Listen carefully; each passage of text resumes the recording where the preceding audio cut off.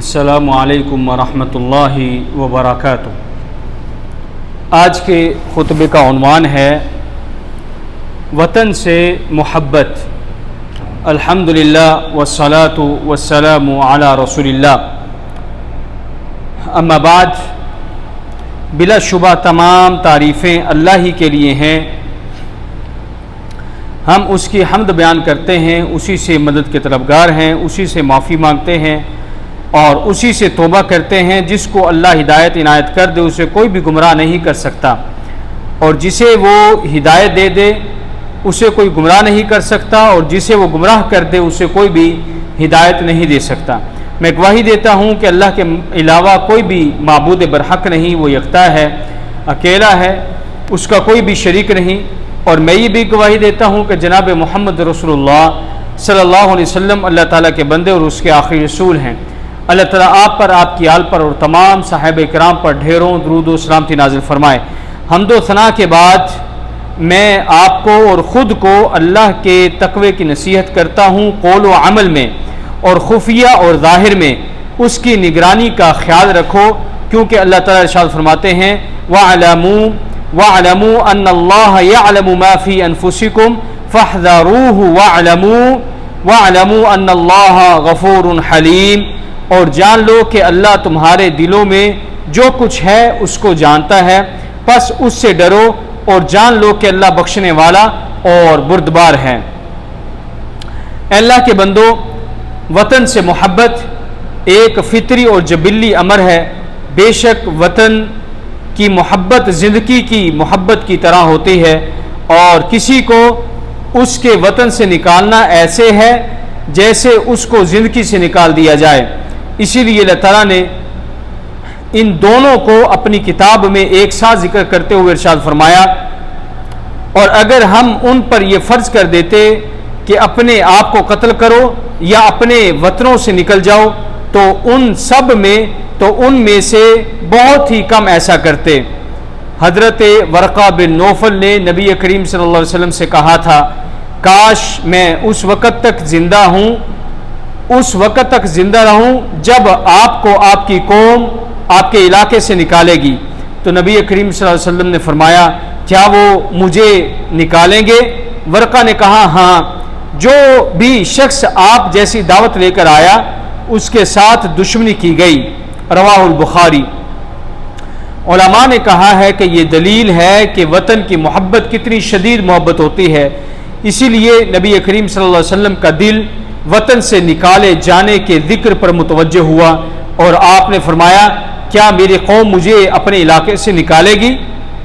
نبی کریم صلی اللہ علیہ وسلم جب سفر سے واپس آتے اور مدینہ کی دیواروں کو دیکھتے تو اپنی سواری کو تیز کر دیتے، اور اگر آپ کسی جانور پر ہوتے تو اس کو بھی وطن کی محبت میں تیز کر دیتے۔ رواہ البخاری۔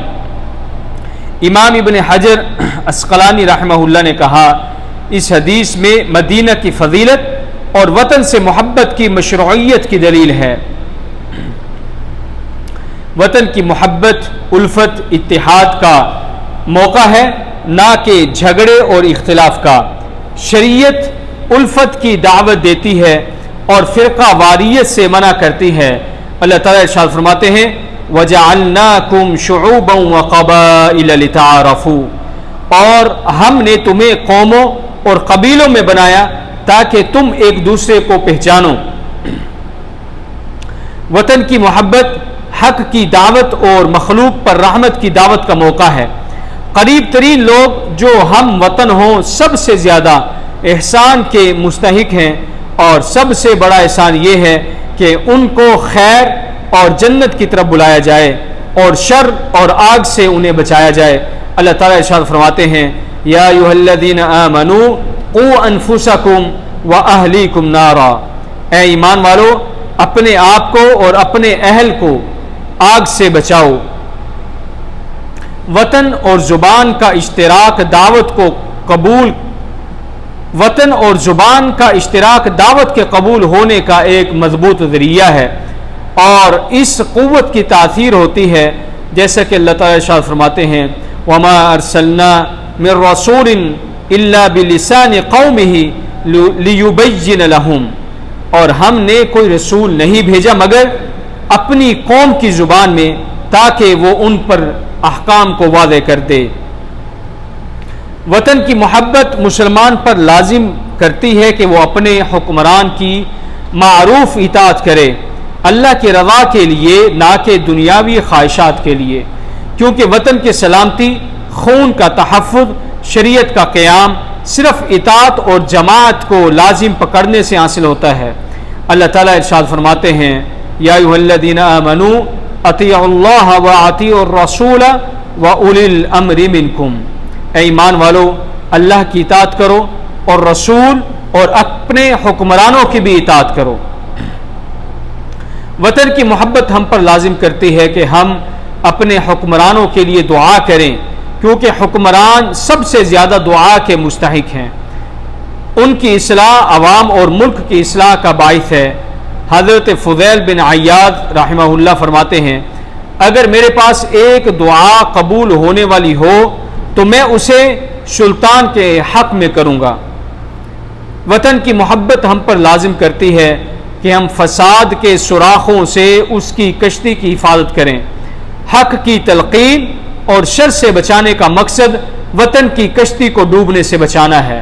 نبی کریم صلی اللہ علیہ وسلم نے ایک حدیث میں فرمایا کہ مثال اللہ کی حدود کو قائم کرنے والے اور ان سے تجاوز کرنے والے کی ایسی ہے جیسے ایک قوم نے ایک کشتی پر سوار ہونے کے لیے قرعہ اندازی کی، چنانچہ بعض کو اوپر کی جگہ ملی اور بعض کو نیچے کی، چنانچہ نیچے والے جب پانی لینے جاتے تو اوپر والوں کے پاس سے گزرنا پڑتا، تو انہوں نے کہا اگر ہم اپنے حصے میں ایک سوراخ کر لیں تو اوپر والوں کو تکلیف نہ ہوگی، اگر انہیں اس کے حال پر چھوڑ دیا جائے تو سب ہلاک ہو جائیں گے، اور اگر ان کے ساتھ پکڑ لیں تو سب نجات پا جائیں گے۔ رواہ البخاری۔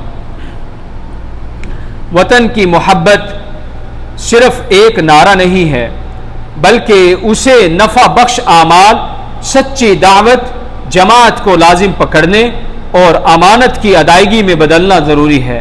نبی کریم صلی اللہ علیہ وسلم نے ارشاد فرمایا 3 چیزیں ایسی ہیں جن سے مسلمان کا دل میل نہیں پکڑتا، اللہ کے لیے اخلاص، مسلمان حکمرانوں کی خیر خواہی اور ان کی جماعت کو لازم پکڑنا۔ رواہ الترمذی، اور امام البانی رحمہ اللہ نے اس حدیث کو صحیح کہا ہے۔ ابن اثیر رحمہ اللہ فرماتے ہیں یہ 3 اوصاف دلوں کی اصلاح کا باعث ہیں، جو ان کو لازم پکڑتا ہے اس کا دل خیانت اور شر سے پاک ہو جاتا ہے۔ وطن کی محبت ہم پر لازم کرتی ہے کہ ہم وطن کے دشمنوں اور اس کے امن، دین اور عقیدے سے کھیلنے والوں کے خلاف ایک ہاتھ بن جائیں۔ اللہ تعالیٰ ارشاد فرماتے ہیں وَأَعِدُّوا لَهُم مَّا اسْتَطَعْتُم مِّن قُوَّةٍ وَمِن رِّبَاطِ الْخَيْلِ تُرْهِبُونَ بِهِ عَدُوَّ اللَّهِ وَعَدُوَّكُمْ، اور ان کے خلاف جتنی طاقت ہو تیار کرو اور گھوڑوں کو تیار رکھو تاکہ اللہ کے دشمن اور تمہارے دشمن ڈر جائیں۔ اے اللہ کے بندو، حرمین شریفین والے وطن سے وابستگی ایک نعمت اور ذمہ داری ہے، اس عظیم نعمت کا شکر ادا کرو اور اپنی ذمہ داری کو پورا کرو۔ یہ مسلمانوں کا قبلہ اور نبی کریم صلی اللہ علیہ وسلم کا وطن ہے۔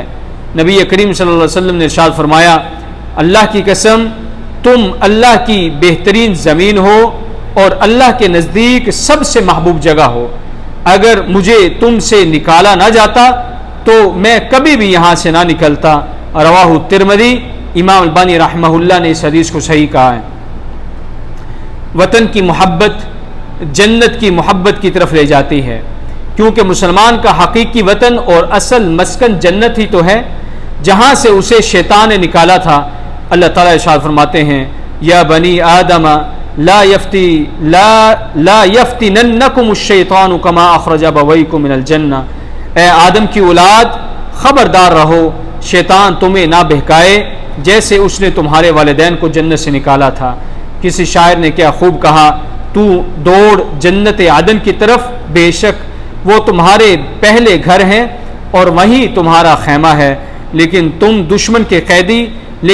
دشمن کے قیدی ہیں، پس کیا تمہیں لگتا ہے کہ ہم اپنے وطنوں کو واپس لوٹیں گے اور سلامتی پائیں گے. اللہ تعالیٰ سے دعا ہے کہ جو کچھ سنایا ہے اس پر عمل کرنے کی توفیق عطا فرمائے. قرآن مجید کو اللہ تعالیٰ ہمارے لیے باعث برکت بنائے. سبحان ربک رب العزت عما یصفون وسلام علی المرسلین والحمد للہ رب العالمین.